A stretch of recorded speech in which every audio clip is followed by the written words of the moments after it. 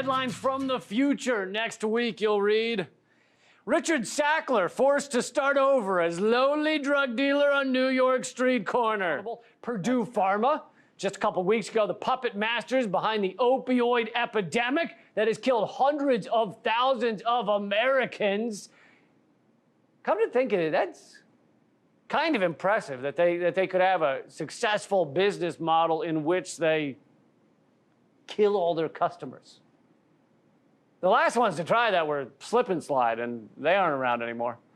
I don't think. Or maybe they just legally had to change their name to Wet Tarp with Rocks Under It.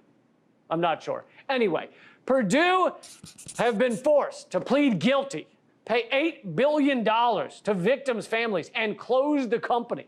The Sacklers will also be booted from the company, or have been booted. This is a win against one of the largest big pharma companies in the world.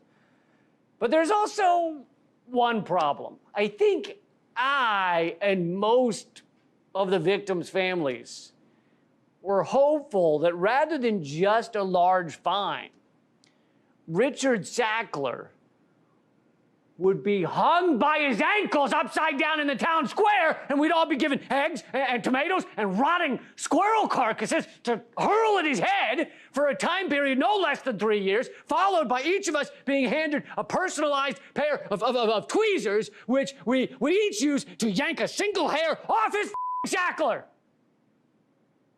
I think we were all hopeful that would be the end result. Instead, no one is being hung upside down, no one is going to prison, and Purdue Pharma probably won't even pay much of the $8 billion because they're already bankrupt. But still, at least it's a step in the right direction. Holding corporations accountable in our late-stage collapsing empire, it's like holding on to a greased pig on a roller coaster ride. It's nearly impossible. And best case scenario, you end up with a pig's ass in your face. In our they put a hot wire to my head 'cause of the things I didn't say.